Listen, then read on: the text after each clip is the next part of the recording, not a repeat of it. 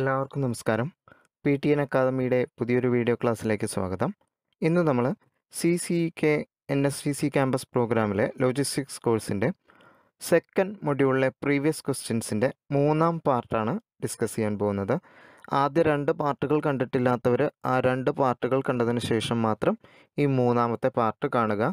ഇതുവരെ നമ്മൾ 40 questions discuss ചെയ്ത് കഴിഞ്ഞു.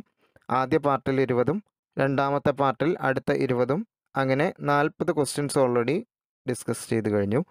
ബാക്കിയുള്ള 20 ക്വസ്റ്റ്യൻസാണ് നമ്മൾ ഈ പാർട്ടിൽ ഡിസ്കസ് ചെയ്യാൻ പോകുന്നത്. അപ്പോൾ നമുക്ക് നേരെ ഇന്നത്തെ ക്ലാസ്സിലേക്ക് കിടക്കാം. 41ാമത്തെ ചോദ്യം, the area between fore and aft portions is called dash. ഒരു ഷിപ്പിൻ്റെ ഫോർ പോർഷൻ്റെയും ആഫ്റ്റ് പോർഷൻ്റെയും ഇടയിലുള്ള ഏരിയ വിളിക്കപ്പെടുന്ന പേരെന്താണ്? നമുക്കറിയാം, ഫോർ പോർഷൻ എന്ന് പറഞ്ഞാൽ ഒരു ഷിപ്പിൻ്റെ ഏറ്റവും ഫ്രണ്ടിലുള്ള പോർഷനാണ്. ആഫ്റ്റ് പോർഷൻ എന്ന് പറഞ്ഞു കഴിഞ്ഞാൽ ഏറ്റവും ബാക്കിലുള്ള പോർഷനാണ്. അപ്പോൾ ഫ്രണ്ട് പോർഷൻ്റെയും ബാക്ക് പോർഷൻ്റെയും ഇടയിലുള്ള ഏരിയയെ വിളിക്കുന്ന പേരെന്താണ്? ആൻസർ എമിഡ് ഷിപ്പാണ്. ഇവിടെ നോക്കിയാൽ അറിയാം, നമ്പർ 7 ആണ് ബോ അല്ലെങ്കിൽ ഫോർ, അതായത് ഏറ്റവും മുൻപിലുള്ള ഭാഗം. അതുപോലെ ഏറ്റവും ബാക്കിലുള്ള ഭാഗം രണ്ടാമതായി മാർക്ക് ചെയ്തിരിക്കുന്നതാണ് സ്റ്റേൺ ഓർ ആഫ്റ്റ്. അപ്പോൾ ഇവിടെ ഫോർ 7ാമതും ആഫ്റ്റ് 2ാമത്തെ നമ്പറുമാണ്. അപ്പോൾ ഇതിനിടയിലുള്ള ഭാഗത്തിനെ നമ്മൾ വിളിക്കുന്ന പേരാണ് എമിഡ് ഷിപ്പ്. 42ാമത്തെ ചോദ്യം, the Indian registrar of shipping came into existence in. ഇത് നമ്മൾ മുൻപ് 2 തവണ ഡിസ്കസ് ചെയ്തിട്ടുള്ള ഒരു ക്വസ്റ്റ്യനാണ്. മുൻപ് 2 തരത്തിൽ ഡിസ്കസ് ചെയ്തൊരു ക്വസ്റ്റ്യനാണ്. അതായത് 1975 ഇതിൻ്റെ ആൻസർ. ആദ്യത്തെ പാർട്ടിൽ നമ്മൾ 3ാമത്തെ ക്വസ്റ്റ്യനും 9ാമത്തെ ക്വസ്റ്റ്യനും ഇതുമായി ബന്ധപ്പെട്ടത് തന്നെയായിരുന്നു. 3ാമത്തെ question Indian registrar of shipping നിലവിൽ വരാൻ കാരണമായ കമ്മിറ്റിയുടെ പേരായിരുന്നു മുതലിയാർ കമ്മിറ്റി. അതുപോലെ ഇന്ത്യൻ രജിസ്ട്രാർ ഓഫ് ഷിപ്പിംഗ് ഏത് വർഷത്തിൽ ഫോം ചെയ്തു എന്നുള്ളത് തന്നെയായിരുന്നു 9ാമത്തെ ചോദ്യവും. 1975 ശരിയായിട്ടുള്ള ആൻസർ. 3ാമത്തെ ക്വസ്റ്റ്യനിലും 9ാമത്തെ ക്വസ്റ്റ്യനിലും ഇതിന് സമാനമായ കാര്യങ്ങളാണ് നമ്മൾ പഠിച്ചിട്ടുള്ളത്. 43ാമത്തെ question, the additional decks built below the main deck are known as dash. അതായത് മെയിൻ ഡക്കിന് താഴെ അഡീഷണൽ ഡക്കുകൾ പണിയുന്നതിനെ നമ്മൾ എന്ത് പേരിൽ വിളിക്കും? ആൻസർ ട്വീൻ ഡക്ക് എന്നാണ്. ഇതുമായി ബന്ധപ്പെട്ട് മറ്റൊരു ചോദ്യം നമ്മൾ ആദ്യത്തെ പാർട്ടിലെ 10ാമത്തെ ചോദ്യത്തിൽ പഠിച്ചിട്ടുണ്ട്. ആ ക്വസ്റ്റ്യൻ്റെ ആൻസർ ഷെൽട്ടർ ഡക്ക് വെസൽസ് ആയിരുന്നു. ഷെൽട്ടർ ഡക്ക് വെസൽസ് എന്ന് പറഞ്ഞാൽ മെയിൻ ഡക്കിന് മുകളിലായി അഡീഷണൽ ഡക്ക് വരുന്നതിനെ ഷെൽട്ടർ ഡക്ക് ഷിപ്പുകൾ എന്ന് പറയും. എന്നാൽ മെയിൻ ഡക്കിന് താഴെയായി അഡീഷണൽ ഡക്ക് വരുന്നതിനെ ട്വീൻ ഡക്കർ എന്ന് പറയും. ഒരു ഡക്ക് മാത്രമേ ഉള്ളൂ എങ്കിൽ അതിനെ സിംഗിൾ ഡക്കർ എന്ന് പറയും. ഇങ്ങനെ ഷിപ്പിൻ്റെ ക്ലാസിഫിക്കേഷൻ നമ്മൾ നേരത്തെ പഠിച്ചതാണ്. ഇതുമായി ബന്ധപ്പെട്ട് 10ാമത്തെ ചോദ്യത്തിൻ്റെ ആൻസർ ഷെൽട്ടർ ഡക്ക് ഷിപ്പുകളുമായിരുന്നു. അവിടെ നമ്മൾ ട്വീൻ ഡക്കർ എന്താണെന്ന് പറഞ്ഞിട്ടുണ്ട്. അപ്പോൾ ട്വീൻ ഡക്കറാണ് നമുക്കിവിടെ ആൻസറായിട്ട് വരുന്നത്. 44ാമത്തെ ചോദ്യം, which one is not an important commercial document.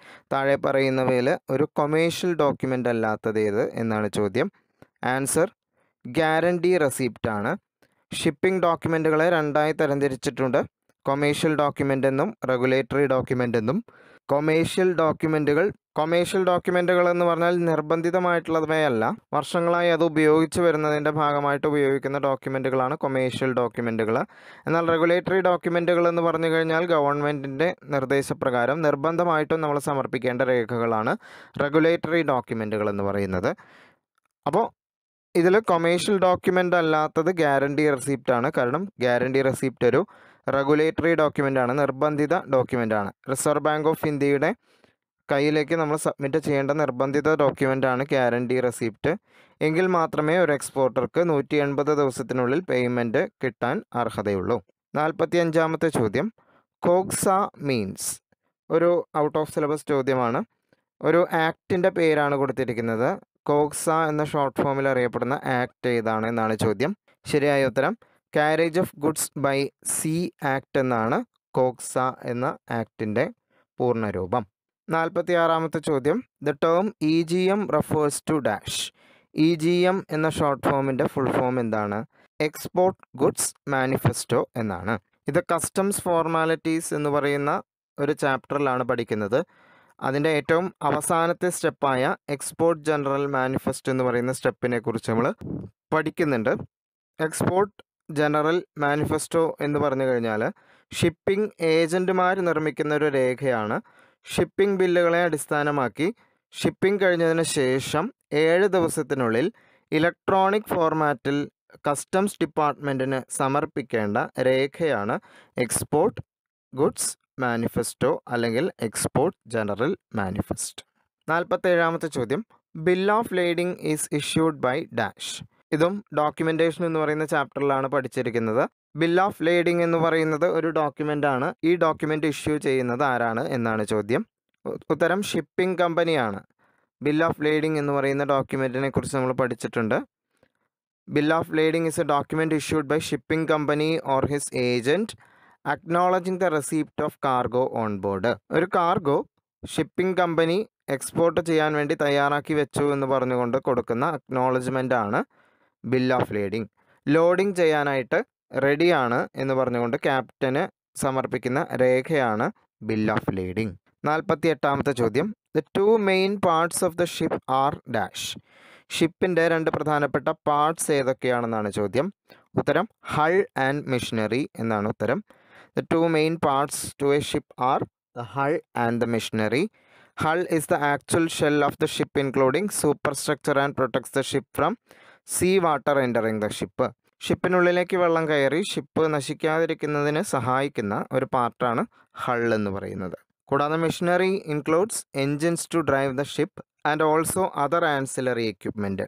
Machinery എന്ന് പറഞ്ഞാൽ എൻജിനും അതുപോലെ തന്നെ മറ്റുള്ള ഉപകരണങ്ങളും ഷിപ്പിനെ നിയന്ത്രിക്കുന്ന ഉപകരണങ്ങളുമൊക്കെ അടങ്ങിയിരിക്കുന്ന ഏരിയയാണ് മെഷീനറി എന്ന് വിളിക്കുന്നത്. നമ്മൾ സൂപ്പർ സ്ട്രക്ചർ എന്ന് പഠിച്ച ഭാഗമുണ്ട്. ആ സൂപ്പർ സ്ട്രക്ചറിനുള്ളിലാണ് മെഷീനറി ഇരിക്കുന്നത്. 49ാമത്തെ ചോദ്യം, എ ലൈനർ ഈസ് ഡാഷ്. ഒരു ലൈനർ എന്നത് എന്തിനെ സൂചിപ്പിക്കുന്നു? ഈ ചോദ്യം നമ്മൾ നേരത്തെ പഠിച്ചിട്ടുള്ളതാണ്. 2ാമത്തെ പാർട്ടിലെ 35ാമത്തെ ചോദ്യത്തിലാണ് പഠിച്ചത്. ലൈനർ എന്ന് പറയുന്നത് എന്തിനെ ഡിനോട്ട് ചെയ്യുന്നു? ഷിപ്പിനെ ഡിനോട്ട് ചെയ്യുന്നു. അപ്പോൾ ഇവിടെ ഓപ്ഷൻ വരുന്നത് a ship which has route and schedule. നിശ്ചിത റൂട്ടും ഷെഡ്യൂളുമുള്ള ഷിപ്പുകളെ ലൈനർ എന്ന് വിളിക്കും. ലൈനർ ട്രേഡും ട്രാമ്പ് ട്രേഡും നമ്മൾ 35ാമത്തെ ചോദ്യത്തിൽ പഠിച്ചതാണ്. ആ പാർട്ട് 2 കാണാത്തവരുണ്ടെങ്കിൽ ആ പാർട്ട് 2 കാണുക. അതിൽ കൂടുതൽ നമ്മൾ എക്സ്പ്ലെയിൻ ചെയ്തിട്ടുണ്ട്. 50ാമത്തെ ചോദ്യം, such ships are equipped with specially designed holds to facilitate speedy handling of containers using shore based lifting equipment. കണ്ടെയ്നറുകൾ എളുപ്പത്തിൽ ഹാൻഡിൽ ചെയ്യുന്നതിന് വേണ്ടി രൂപകൽപ്പന ചെയ്തിട്ടുള്ള ഷിപ്പുകളെ വിളിക്കുന്ന പേരെന്താണ്? കണ്ടെയ്നർ ഷിപ്പുകൾ എന്നാണ്. കൺസ്ട്രക്ഷൻ ആൻഡ് ട്രേഡിൻ്റെ അടിസ്ഥാനത്തിൽ ക്ലാസിഫിക്കേഷൻ പഠിച്ചിട്ടുണ്ട് ഷിപ്പുകളുടെ. അതിൽ ഒന്നാണ് കണ്ടെയ്നർ വെസൽസ്. കണ്ടെയ്നേഴ്സ് കൊണ്ടുപോകുന്നതിന് വേണ്ടിയാണ് കണ്ടെയ്നർ വെസൽസ് ഉപയോഗിക്കുന്നത്. 51ാമത്തെ ചോദ്യം, the free period allowed to commence and complete loading or discharge by a vessel is called dash. ഒരു ഷിപ്പിൽ സാധനങ്ങൾ ലോഡ് ചെയ്യാനും അൺലോഡ് ചെയ്യാനും അനുവദിച്ചിരിക്കുന്ന ഫ്രീ പീരീഡിനെ വിളിക്കുന്ന പേരെന്താണ്? ലേ ഡേയ്സ് എന്നാണ് ഉത്തരം. ഇത് ചാപ്റ്റർ 2 ആയിട്ടുള്ള ചാർട്ടറിങ്ങിൽ important terminologies in charter party എന്ന ഹെഡിങ്ങിലാണ് lay days and lay time എന്ന് പറയുന്ന കൺസെപ്റ്റിനെ കുറിച്ച് പഠിക്കുന്നത്.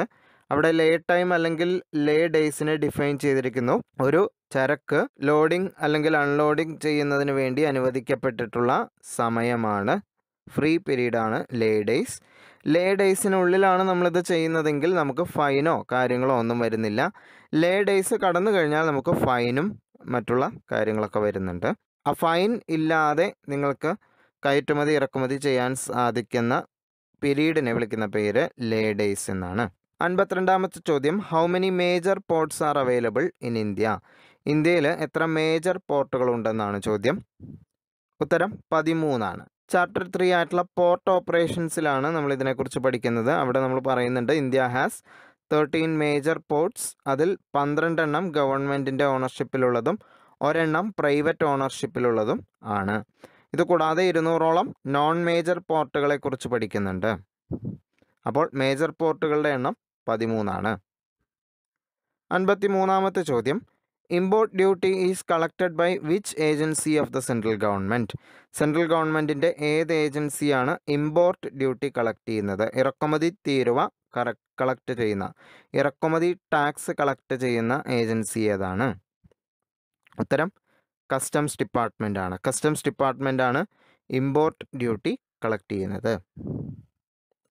54-ാമത്തെ ചോദ്യം, FCL ഈസ് ഡാഷ്.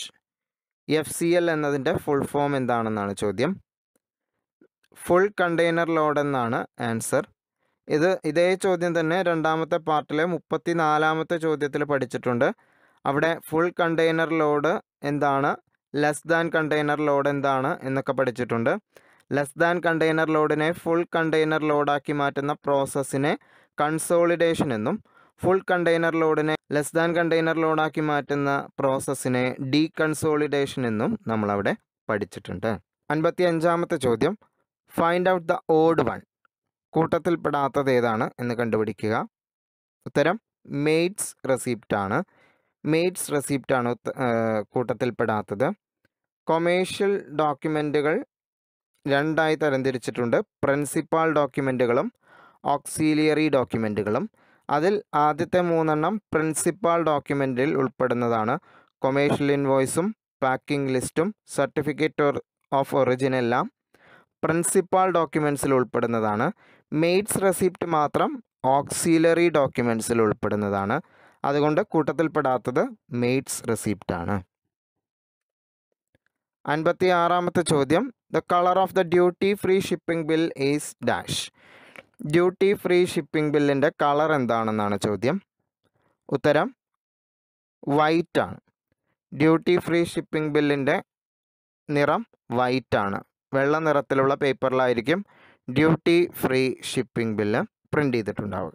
57-ാമത്തെ ചോദ്യം, GR binds the exporter to realise the export proceeds in the country within how many days. ഇതേ ചോദ്യം നമ്മൾ മുൻപ് നോക്കിയിട്ടുള്ളതാണ്. GR എന്ന് പറയുന്ന ഫോമുകൾ സബ്മിറ്റ് ചെയ്ത് കഴിഞ്ഞാൽ ഒരു എക്സ്പോർട്ടർക്ക് എത്ര ദിവസത്തിനുള്ളിൽ പേയ്മെൻറ്റ് കിട്ടാൻ അർഹതയുണ്ടെന്നാണ് ചോദ്യം. 180 ദിവസത്തിനുള്ളിൽ അർഹതയുണ്ട്.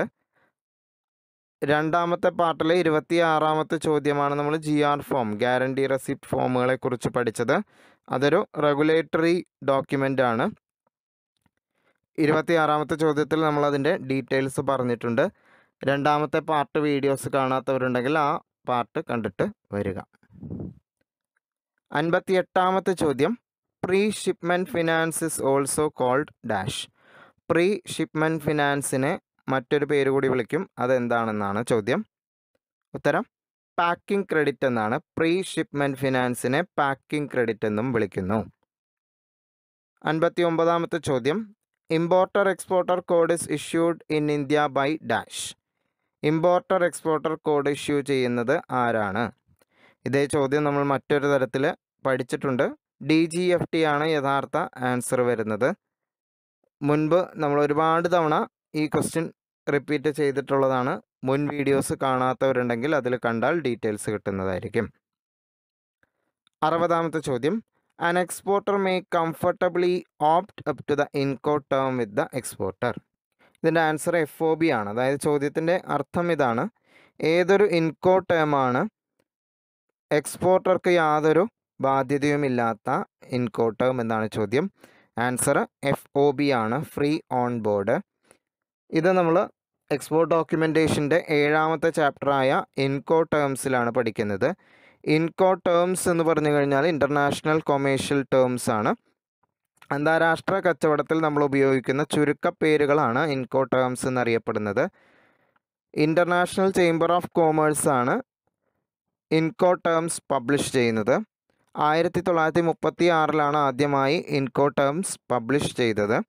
ആർക്കാണ് കൂടുതൽ റെസ്പോൺസിബിലിറ്റി, എക്സ്പോർട്ടർക്കാണോ ഇമ്പോർട്ടർക്കാണോ റെസ്പോൺസിബിലിറ്റി എന്ന് സൂചിപ്പിക്കുന്നതാണ് ഇൻകോട്ട് ടേംസ്. ഇത്രയും 20 ക്വസ്റ്റ്യൻസാണ് നമ്മൾ ഇതിൽ ഡിസ്കസ് ചെയ്യുന്നത്. പല ക്വസ്റ്റ്യൻസും നമ്മൾ കഴിഞ്ഞ വീഡിയോയിൽ ഡീറ്റെയിൽ ആയിട്ട് ഡിസ്കസ് ചെയ്തിട്ടുള്ളതാണ്. അതുകൊണ്ടാണ് എളുപ്പത്തിൽ പെട്ടെന്ന് വേഗത്തിൽ പറഞ്ഞു പോയത്. മുൻ വീഡിയോസ് കാണാത്തവർ അത് കണ്ടതിന് ശേഷം ഇത് കണ്ടാൽ കൂടുതൽ ഡീറ്റെയിൽസ് കിട്ടുന്നതായിരിക്കും. അപ്പോൾ നമുക്ക് കൂടുതൽ ക്വസ്റ്റ്യൻസുമായിട്ട് അടുത്ത വീഡിയോയിൽ കാണാം. അതുവരെ എല്ലാവർക്കും നന്ദി, നമസ്കാരം.